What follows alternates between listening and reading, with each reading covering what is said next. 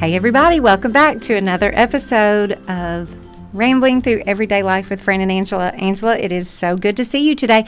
You know what? I'm sitting here thinking this because I'm looking at the computer screen. It says that it's 70-something degrees outside. I wish that we could do this outside. Wouldn't that be great? It's glorious. I returned phone calls outside in the little yard of my office. Yeah. And I took off my shoes and walked around in the grass for like 10 whole minutes. It was fantastic. Well, it is a beautiful day. And I do, maybe if we all close our eyes, we would just picture ourselves sitting outside in that perfect weather condition of 72, sunny with a slight breeze and some lemonade and a couple of cookies. And it would be just precious. You just described heaven. We just described heaven. Okay, this is a great day, and I'm very thankful for our guest. And Angela, you have been talking about this fantastic human being for a long time, and how you know people, but you don't really know them. Maybe you know of them. And I would say that you, Amanda Chenault, are one of those people that I've heard of, that I know your name, and we've had, just teeny tiny encounters. But to know you, even now, sitting here in this recording studio, I'm like, who in the world is Amanda Chenault? So it's so fun. I am thrilled that it is finally your time to be on this podcast. So for people that don't know you, and maybe even including myself, what do you want everybody to know about you, Amanda, before we dive into this conversation? Well, I'm so excited to be here and just to sit and talk with both of y'all. It's so fun just to laugh and cut up together and to get to know you both better. And so I do know Angela, but I'm excited to get to know you better, Fran. So this is fun. It is fun. But yeah, my name is Amanda Chenault, and what do I want people to know? That's a loaded question. Let's see. First and most important, I have been married to my favorite person in the world, Will Chenault, for 23 years. That's awesome. And we have been in ministry together since we started dating. He's been in ministry ever since. And so, so I'm a pastor's wife. I guess people like to know that sometimes. Yeah. We have 3 beautiful inside and out daughters. Yeah. My oldest is finishing up this week her first year at Union University, and we're so proud of her. And our Avery and our middle daughter Morgan is a sophomore at Augustine School, and our youngest daughter Gracie is in the 5th grade also at Augustine. And I also work at Augustine, so we all hang out there. Yeah, I've just started back in February or March, so it's still new. Great. I love it. Just do administrative stuff there. And I like to work. I like volunteer at our church with our women's ministry, our college students. Yeah. That's kind of my passion. Listen, and I think that it's appropriate for me to say that you are at the church that we are new to. So we are new to Fellowship Bible Church here in Jackson. And it's been a very soft, nice place for us to land in this season of transition. And the very first message that I heard, it was Labor Day weekend. So last Labor Day was the very first Sunday that we went to fellowship, and your husband brought the message. And so he is his title soul care pastor? Yes, the soul care pastor. He does all the care and counseling there, and then he has a private counseling practice he's part of the Pratt Clinic on Fridays and evenings. Well, I think everybody needs a soul care pastor. Right? Just marry one like I did. It's very convenient. This is very convenient. And I'd never known that could be a pastor's title. And I just think it's so very important. And for me on that particular Sunday, he definitely tended to my soul. And it was something I will never forget. If we keep talking about it, I'll cry. So we're not going to do that. Oh, that's so sweet. Thank you for sharing that. Yeah, it's just beautiful. And I appreciate not just the work that he does, but just it's a specialty. It is unique, beautiful work. Every church should have that person, and they might to some degree. They may call it something different, but people are hurting and they need their souls tended to. Right. And I just love that that's what he does. So. Yeah, it is a unique ministry area, and I mean, it's true discipleship to sit one-on-one and journey through people's stories with them and really tend to their soul. I mean, it is definitely what God called him to do. He's very gifted at it for sure. What a sacred opportunity to have when you I don't know, I'm visual in a lot of ways, but I think that when you are caring for somebody's soul, it is just, that's holy work. That's right. It's That's beautiful. right. I'm so thankful for him. Oh, Okay, thank so you. we are, I love that we're going to first talk about this word that even before we hit record, I feel like it's a word that people think they know, have a definition of, they think they understand, even myself, because I believe that word, community, as soon as I say that word, people are like, yeah, I know what community is. We all need it. We're all supposed to be in it. I either have it or I don't have it. And they even have this vision in their mind of what community is supposed to look like and how it's supposed to act. But just hearing you briefly describe and define community, I was like, oh, yep, okay. I don't think I understand community. Yeah. So talk to us. And you spoke recently at our a women's event at Fellowship about this. So Yeah, we Amanda, had a what is women's community? Yeah, we had a women's retreat back in the beginning of April, and we just dove in for the entire weekend talking about community. And so for me, I feel like most people, when they think of community, think of friendships, which is not necessarily wrong. But as a Christian woman, for me, community is, dear God, bring people into my life that will make me make much of him. And it's not about me. Where friendships are great, and I'm not knocking those. I love my friends, and those are blessings that come out of my community. But my community, as a Christ follower, directs me closer to him, allows me to bring other people into him. I think of my community like as my charging station. It's where I go to be filled up, to be encouraged, to be strengthened, so that I can go out and live out the gospel. And I think that we live in such a society that is so independent.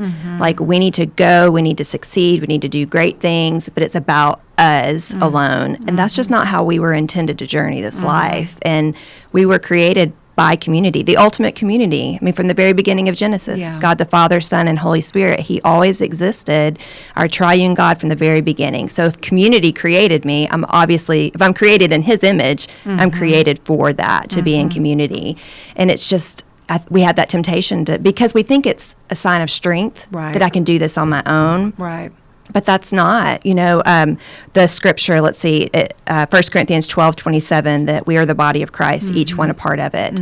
So if we are the body of Christ, each one a part of it, you think of one person breaking off on their own as the body of Christ, that's dismemberment, which is really grotesque. Like, to think of just my arm is over there by itself, then the rest of my body is not going to operate the way it should.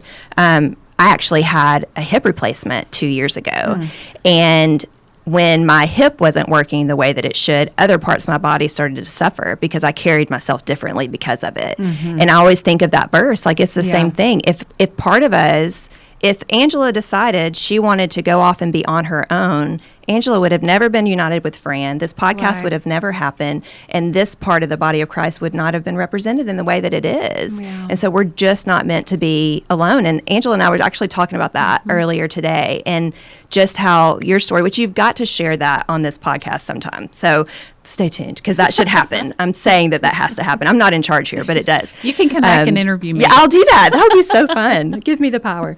But just your story of how God brought you into the body, and you used to be really alone in that, and you were doing great things, but it's just different. We're not meant to be alone. And so if we're a part of the body and we're useful for it, then we have to be together. And I hate to say this way, but the only way to say it is, it's really arrogant of us to think we can do it off on our own. You're missing out. You're not doing life right if you don't have your community. One of the things that we talked about on the retreat is the best place to look to for the model of community, obviously, is Jesus. And so look at his 12 disciples. And I kind of look at his 12 disciples as his friendships. And then he went even farther to have Peter, James, and John as his close community. And those are the people that he brought into the most intimate parts of his life. Like, one of my favorite examples is the Garden of Gethsemane. He is at his most sorrowful, heavy moment, and he goes to pray, and he takes these 3 men with him to sit and pray with him. But the reason that it's my favorite part is because it's a reminder community doesn't always look like the way that we want it to. I have these unrealistic expectations. You know, we're just going to all sit and pray together all the time and sing great Christian worship songs, and it's just going to be wonderful around the fire. That's not how it works. So Jesus gets Peter, James, and John. He's just like, you know, my heart is so sorrowful. I mean, he used those words in Scripture. I'm so sorrowful. Will you just pray with me? They went to sleep. Yeah. He's praying, and they fell asleep. And so he wakes them up. He's like, guys, come on, just pray with me. I don't think that's how it's worded in the Bible, but that's basically what he's saying. Yeah. And they fell asleep again. Like 3 times they just fall asleep. Yeah. And he just wants them to pray with him. Yeah. But those are still his people. And he knew that these people, I can welcome into the hard parts of my life, and I can be honest about that. And that example, even Jesus is telling them, I'm sorrowful. Like, things are hard for me right now.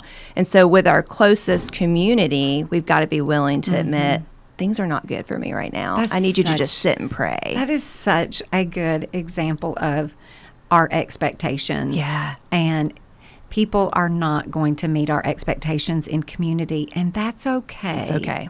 That's just part of the body.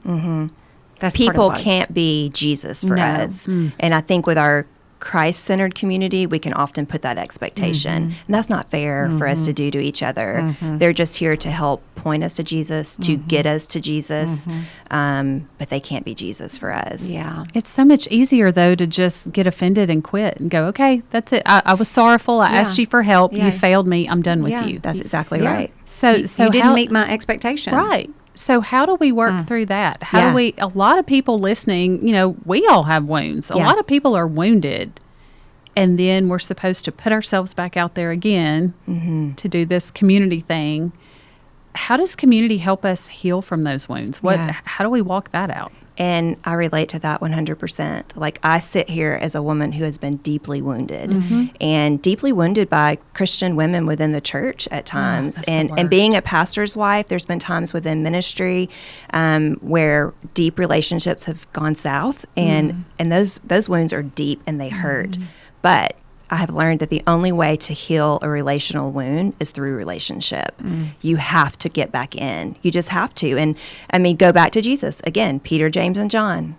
Peter definitely did not support Jesus in the way that you would think that his closest community was. We know that he denied him 3 times. But then Jesus comes back. He has died on the cross. He's resurrected. He reveals himself to the disciples, and he immediately makes his way to Peter. He wants to talk to Peter, where if you deny me more than one time, you're out. Like, I want to just cut that relationship off. And I think we do that sometimes. We'd like to spiritualize it. We're putting healthy boundaries in place, and I have to protect my heart. And there is a time and place for that 100%. But we also use that too quickly to just end things so we don't have to work it out. But Jesus chose to redeem Peter's story, and then Peter went on to do the most amazing things for the church, for the kingdom, for the gospel. And if Jesus had not reconciled that relationship, we wouldn't have been able to see that. So I think that we have to be willing to look at those moments in the relationships where things have not gone right, bring that before Jesus and pray about it. And do we need to revisit that and see if we need to restore it? Or do we need to let go of that and jump into other relationships and let God use those relationships to help heal that wound? That's what I've learned from experiencing it. And it makes me literally, I'm like, my hands are shaking saying it because it's so hard. Relational wounds hurt deeply. Well, isn't it interesting because people are either going to really do all the good, right, helpful, beneficial things to grow you and to love you. And they're also going to be people that can do so much harm. And it's always up to people. That's the Lord continues to leave people on this earth. Right. And uses them for good, uses their flaws to grow us and to teach us. And it always comes down. I know that is so basic and elementary, but that's all we have. Yeah. It's all we're left with. As much as I love my dog, like I love my precious puppies, they're not going to do that for me. Right. And it is going to come down to the people that we allow into our lives that we need to push out of our lives. Right. And being able to navigate that is going to take tremendous time and discernment with the Lord and in His Word. it's not going to be easy. But Right. that's every season of our life. We're just going to have to be evaluating who are we and who are the people in our lives and what is their role in my life. This That's is right. not friendship. This Right. is different. Right. This is our Christ-centered community. Yeah, and I think, like, even now, because we're new to this current community at Fellowship, and so even our home group, our small group, our community group, they're new to me, and so even now I'm sitting here thinking about what have been my expectations Right. of you, and I don't know if I've even known what they were, and I don't know. I just think that it's all very interesting to consider what is our expectation and where is Christ in the middle of it all. I think if you keep that kind of the thought process of my inner core, my close community, Christ-centered community is my charging station, then you have to think about those people that you're allowing to be that. What is it they're charging you with? Yeah. Because I've had close friendships in the past that never got to that point Right. of being my charging station, of being my Right. community. And they were even friendships that we met at Bible studies. We went to church together, but we never took it past just sitting in the classroom, Just studying people. the Word. Yeah, just having a good time together. And so, like my Christ-centered community now that God has blessed me with, we have to be so intentional to keep it about what it's about and not to slip into friendship mode.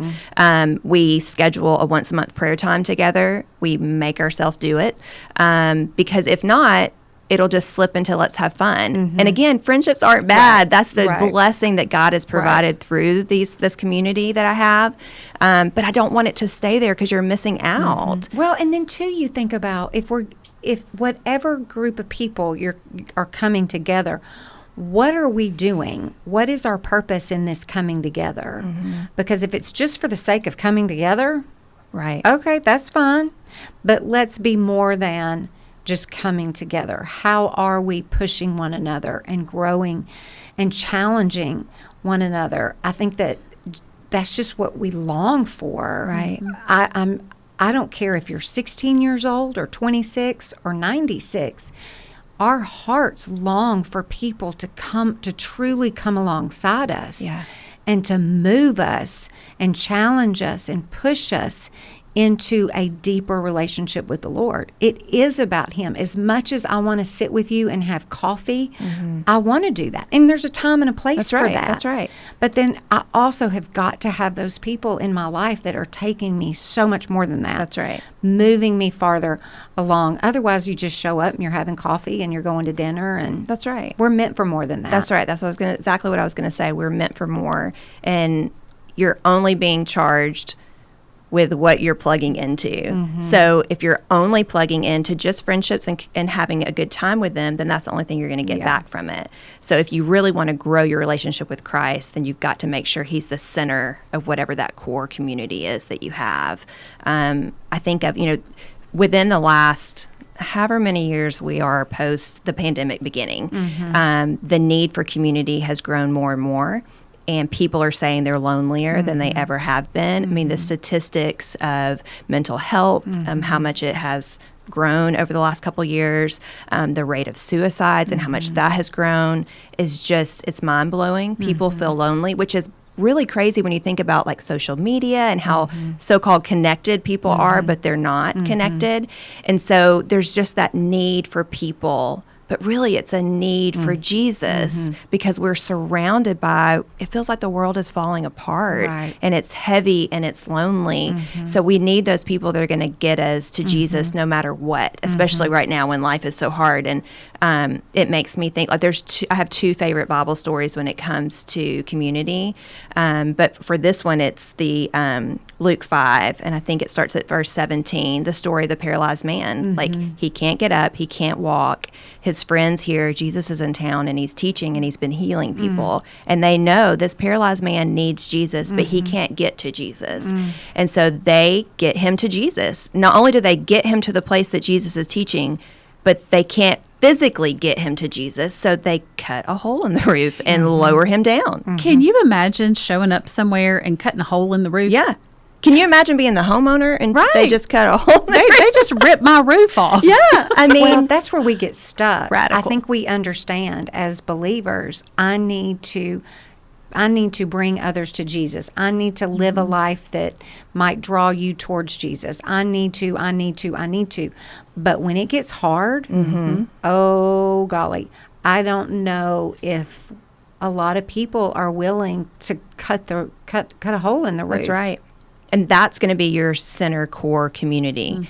Those are good and they're going to have the boldness and the courage to cut that hole. No matter because- who's around. That's How right. many No, people? that's right. So many people are watching, and you know this is crazy.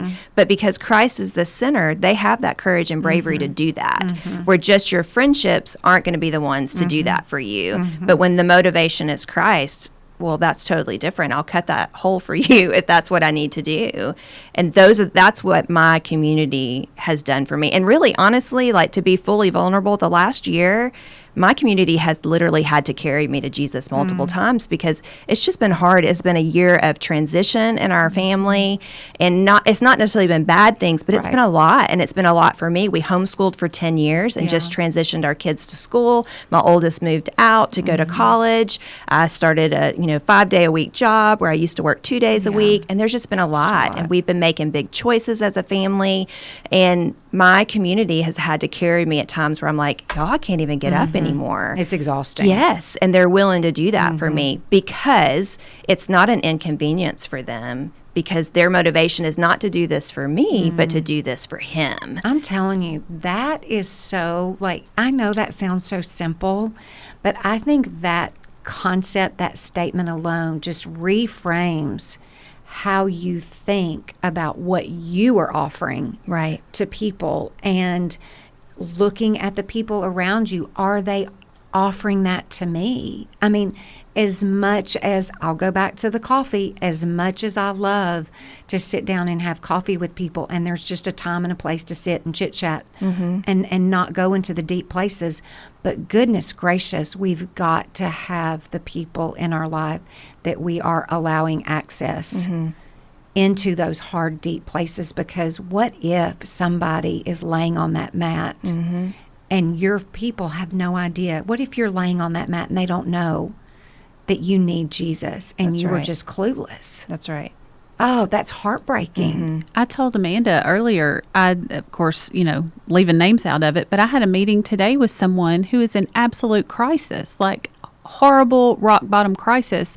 Later on, I saw this person's sister, and the sister was just chit-chatty like, oh, yeah, we need to all get together. And I could tell by the way the sister was talking, she had no idea that the other sister, and they're sisters. There are so many people around us who, and I'm guilty of this. It's so much easier to just carry on and pull yourself up by your bootstraps and roll on through life and figure it out later. And we were not designed to live that way. Right. And like you said, it's selfish. I'm leaving Jesus out when I leave out the people that can point me to Jesus. We're all supposed to do this together. Yeah. And we just get so busy too with our daily lives that we don't notice the people that are in need around us. Right. Just like, this sister doesn't know this going on with her sister. We just get busy. And Yeah. again, go back to Jesus. If we're going to do community like Jesus probably did his life at the average of 3 miles per hour. He walked everywhere he went. Yeah. So he's not in a rush.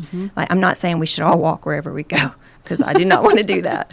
But if I were to just slow down and walk more and look around where I'm walking, I'm going to see more needs and be able to recognize what's going on with my people. But if I'm hurrying by them, I don't see that. And he's just, there's so many things that if we want to know how to do community, just look at Jesus. And we should just all go watch The Chosen tonight. Have y'all watched The Chosen? I started good. rewatching it. Yes, there's so much to get rewatching out of it. But you watch that and watch his relationships with his disciples, but then watch his relationships with Peter, James, and John. And it is amazing to see like that leaning into community. And Jesus didn't just choose them only because they were going to go on to, start all the churches and all the great things they were going to do once he was resurrected. But they were beneficial to him as well, just getting through life while he was here on earth. Yeah. And that's our community. We're good for each other. We help each other out. But ultimately, anything I do for them is because I do it for him. Yeah. You know, you hear that in marriage all the time. If you're serving your husband, Right. you're serving your husband because you're serving Christ. Right. But we forget to pull those things over to Right. our other relationships, you know? Okay, let me ask you about this. Yeah. Because I told Angela that I don't know enough about this, and so I'm really anxious to begin to learn about story groups. Yeah. So tell us what story groups are.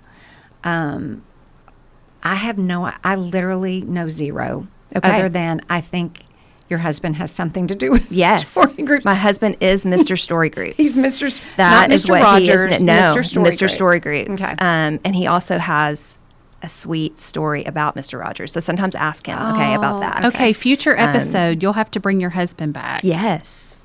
to hear about. Yes. Yes, that'll be He great. has a really, I'm just going to leave it at that. But, okay, so story groups. We actually, last night, Will and I got to lead together a story group. That's the first time we've done it together. And it was just a women's group, and it was amazing. But last night we ended. That was our last session. So story group is fresh on my mind. Before I explain story group, let me tell you my second favorite Bible story when it comes to community, because it leads into story group. Okay. This is why it's my favorite. Okay. So always since like a young believer, age 11 is when I came to know Christ. And so as a teenager, hearing the story of the woman at the well was just, for me as a new believer, was everything. But what stood out to me in that story was after she meets Jesus, for those that don't know the story, the woman at the well, Samaritan woman, she's going to the well at an hour that no one else is there purposely because she's someone that no one would talk to. She has quite the history. She's done all kinds of things and things that don't make her necessarily friendship worthy, so she thinks. And she meets Jesus, who's purposely waiting at the well during the hottest hour of the day for her. And so as a teenager, what stood out is after she meets Jesus and Jesus tells her everything she's ever done wrong, she lays down her jar that she came to get water with and runs off to tell people about Jesus. And I was like, she laid her jar down. Like that was her most prized possession. This is what she's bringing back the water with. And for me as a teenager, it was like, okay, let's sit down what it is we've been holding on to that we thought was giving us life and run off to tell people about who's really going to give us life. But what has transformed the last year in reading this story that stood out to me new is Jesus tells her everything about her, all the husbands she's had, all the things she's done. And then he tells her, you are forgiven, and I want you to go and tell your story. I want you to go and tell people what I've done for you. She is a woman who purposely is going to the well when no one is there. She has no community, doesn't feel like she's worthy of community. And Jesus has told her, you have me. That's all you need. And I need you to go and tell people. Everyone you know from this point on, this story needs to be told to. And for anybody that's listening and thinks, I want this Christ-centered community, and I'm a believer, and I want this, but I don't have anything to offer. Like, I don't think I can be that person that prays with my friends and that points them to Jesus. If you have Jesus, you have everything you need to be in a Christ-centered community. And Jesus said it to this woman at the well, go tell people your story. Tell them about me. That's all we need to be in community. That's all we need to share the gospel with other people.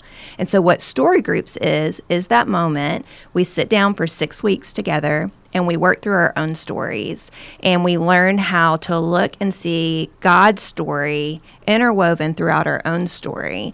It's broken into 6 weeks, and we study stories of family, stories of shalom, which is our stories of peace, our stories of shalom shattered, which are usually the stories that come to mind the easiest, those moments when life has just not gone well.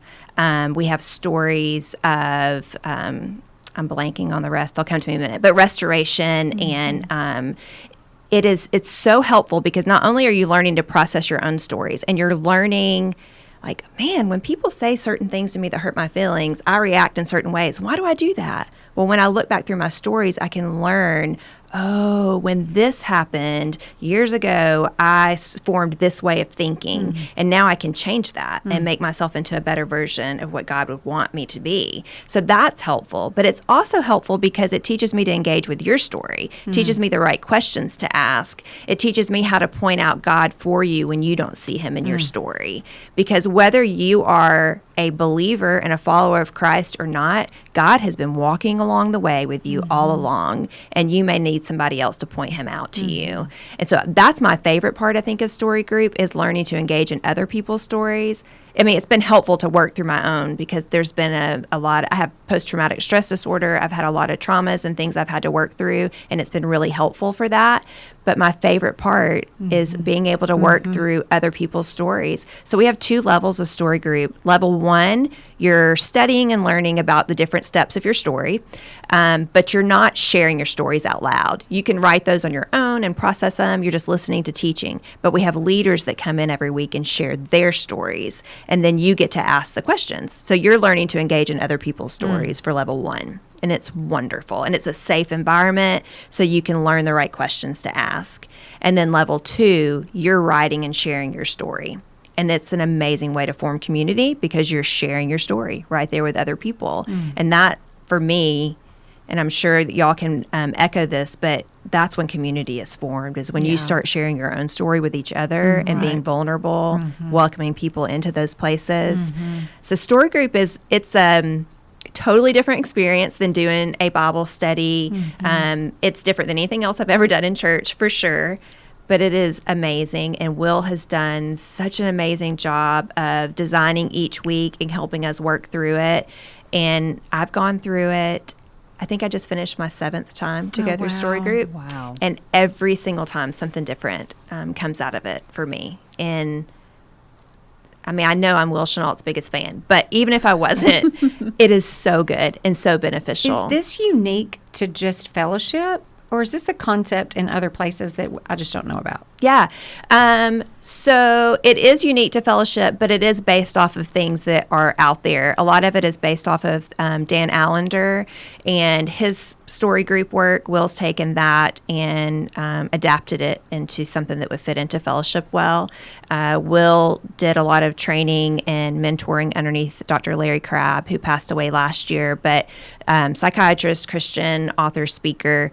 And so soul care, Will's soul care side of his ministry came from that side of being mentored through Larry. And then the work and training that he's done through the Allender Center has developed the story group. That makes such sense to me now that those two they live together. I think something that I hate to say this, I don't know if I've ever considered how I respond to other people's stories. Yeah. I want to ask about that. We love to ask good questions. You would love to go through story group simply for that. Well, give us some examples of questions. You know, you just made a comment a minute ago that really stood out about questions that we can ask other people to help them see Jesus in their story. What are some takeaways just for the listeners? Just a couple of good questions to ask as you're hearing somebody's story or trying to pull out something good in their story. So like when someone is sharing their story, we always say, pay attention to their body language when they're sharing the story. When do you see them share emotion? When does it seem to really connect with them? What parts of their story seem to still bother them? And then you can ask about those. For example, you could say, well, when you said, X, Y, and Z, I noticed that you teared up a little bit. What's behind that? Or I noticed that you seemed a little tense when you talked about this person. Can you tell me more about that? So good. And just being able to say, this is what I've learned, honestly, through just Will, always ask more questions, more clarification, and being able to say, tell me more about that. And validating people's feelings, too. Like, I'm so sorry that happened to you. I'm so sorry you went through that. And thank you for trusting me with your story and sharing that with me. I think that we all just want to be seen and known. And to be able to sit and listen to someone share their story is the opportunity to see someone and know them, which is being Jesus to others, allowing his love to be through you, because that's what he does for us. He sees us and knows us constantly. And it's just a moment to be that love for somebody else, to where you're giving them all your attention and you're looking for their responses and just asking more about it in a safe way. What's a good lead-off question, like to start that conversation? What could to that get look them like? to share their story?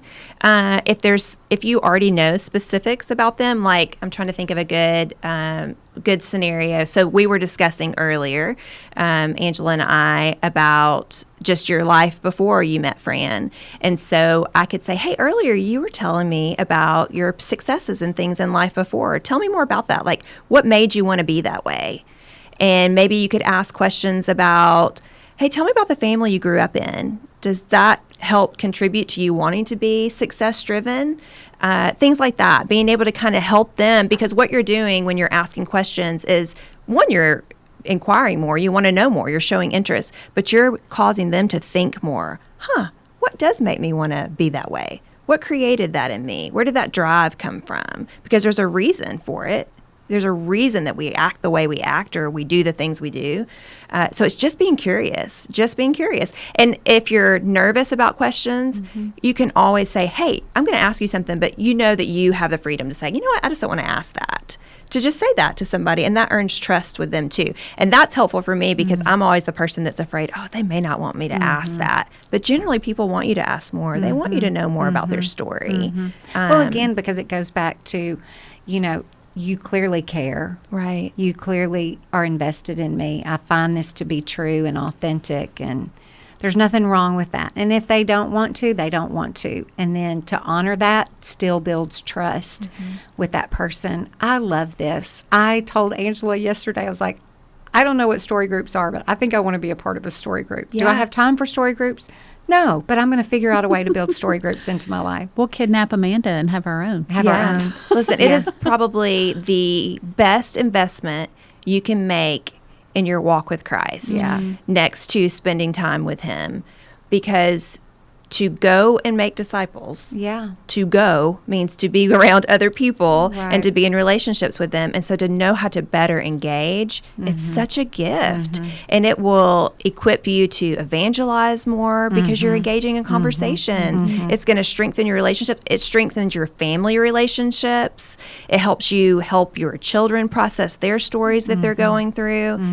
It is just extremely beneficial. We all laugh in our household because you will not meet my husband without him learning your story before you leave. Now, you may be our waitress at a restaurant. You're the flight attendant on the plane. It doesn't matter. Will is going to ask you questions and get to know you. And we will have little jokes going on with my daughters, like, how long is it going to take before That's Dad awesome. asks, a question? That's And but I love that about him. If you know Will Chenault, you are seen and known by Will Chenault because he so wants to know beautiful. you. That's so beautiful. It's just like Jesus. Yeah, Yeah. I love it. Okay.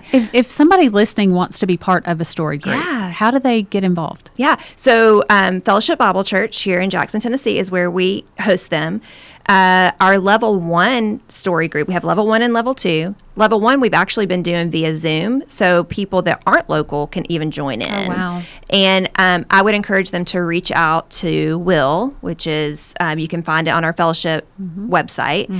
You can find his email and everything and contact him then, and that way we can contact you when the next one starts. A level 2 story group starts in July, and then another level 1 will start in September after Labor Day. But it's so well Marking worth my the investment. mental calendar right now. I'm going to make y'all do it now. Oh, I'm I'll going to hold totally you do. accountable. I'll totally do. Will Chenault's going to ask me my story, and I'm going to be like, Will, sit down. Go get you a Coke because it's going to take a minute. Well, y'all will definitely have to have him come and explain better, because I'm sure I did not do a good job of explaining how you he came did. to do story groups. You But did. it is a beautiful thing, and it's transformed how I relate to other people, and I'm so Well, thankful for it. That makes us have better community. Right. It makes us have better community. We've got to know the Lord. We've got to know ourselves with the Lord. That's right. And then that will help us serve people better. Yeah, and I don't think you can know others fully That's if you right. don't know yourself. That's right, because otherwise it's going to stay over a cup of coffee. Yeah, As much as we love that's that. right. That's It won't where go you're deeper. You're not going to go past the That's cup right. of coffee. And one of the sayings that quotes that we'll use is all through story groups is, if you don't tell your story will tell you. So take power of your story and learn to process it and tell it in a way that honors the Lord, or it will tell you. And that's beautiful. Okay, let's wrap up with this. We Yeah. love to ask people a couple of questions. This is a great question. Well, I'm nervous right now. No. This is a great question. I don't know how it got introduced to me, but I brought this into my kids' world. I do this a lot with college students. I was going to say my friends, but I'm like, I really just spend most of my time with college students and a few other people. But I think it's a great question, and it is this. It is, what is the Lord teaching you right now? I think that you have to answer that question, and even an answer of, I don't know, or nothing, you can develop that answer and go there. Yeah. We've all got an answer to that question. So, Amanda, what is the Lord teaching you right now about himself, maybe yourself, or the combination of the two? Yeah. Goodness, I feel like he's teaching me so much recently. Like I mentioned earlier, this has been a year of transition for our family in pretty much every area. Yeah. And I feel like he's teaching me just to lean into him more. And I think of like John in the Bible. John is my favorite book because it's like the love letter. And I'm a touchy-feely person, so I identify with that. But John refers to himself as the one that Jesus loved. But when you read John and like you picture the Last Supper with Jesus, and John is right next to Jesus, and he is literally leaning into. It says that he is laying on Jesus. But if I was that close to Jesus, yeah, I would call myself the one that Jesus loved the most, because you feel his love the closer you are to him. So I feel like this year, that's what I'm learning, is that I just need to deeply feel his love for me. And the only way I'm going to do that is to lean into him more, because it's been a lot of unknown transitions that have happened too. And I just need to feel his presence and his love and his comfort through it. So I need to spend more time with him. I need to, sometimes I just blast the worship music and play it and just close my eyes and literally picture myself leaning into Jesus. And you just feel that comfort and love, that embrace of him. And I think that's it. He's just teaching me to lean into him and just have more trust, you know, be still before the Lord and just trust. He's ordered all these steps. I didn't know any of them were coming, but they're all ordered, and it's where he wants me. And they're great things, but it's a whole lot of change at one time. And so I'm just going to lean into him. That's so beautiful. We could all stand to lean in a little bit more to the Lord. Oh, Amanda, this has been so helpful. It's been encouraging. It's been insightful. I feel challenged. I feel reflective. I love a message like this when we talk about community, because as familiar as we think it is, I think anybody that's listened to this entire episode is like, wait a minute, I need to consider what community is to me and what is my role within community. And I'm just so thankful. Thank you for sharing your story and what you're passionate about right now in this season. We're all better. So thank you so much. Well, thank you for asking. It is truly an honor. And I just want to say, the two of you and the community that you have together, and how God has used you to do things like summer Bible studies at the barn that you've done in the past, and this podcast together. God is using your community to glorify him and point so many people to him. And so it is truly a privilege and honor to just sit next to your community today and talk. And I appreciate you too. You can just, when you listen, you can feel the love that you have for each other. And so I appreciate y'all being an example of that to other people, because that's exactly, you're pointing people to Christ, and the two of you are making much of him because you're friends together. Well, Take Angela, the risk. that's just precious. I'm going to cry. Well, it's just true. That's so sweet. I told Fran, I said, Amanda is your new best friend that you just didn't even see coming. Oh, I know. Amanda, you're even better than we make you sound. I mean, you're You're just sweet. You're fantastic, and we love you so much. She's gonna so be authentic. A regular contributor? sweet. I think so. Yeah. I think You're so. sweet. So Okay. sweet. Thanks so much for listening, everybody. We sure do love you and appreciate you. And I don't think Angela and I say this enough, but I think that today's episode, I hope every episode, but I think today's episode points us always back to Proverbs 16:24, which is the verse that we try to live from in this world that is so noisy and full of a lot of voices. And so we hope, we know, I believe 100% today's words were gracious, they were kind, they were edifying, they were healing to bones. All of our bones are tired and broken to some degree. And so you, Amanda, brought so much encouragement to us today. And so we're so thankful. Okay, guys, thanks so much for listening. Have a great day. We'll see you next week on Rambling Through Everyday Life with Fran and Angela.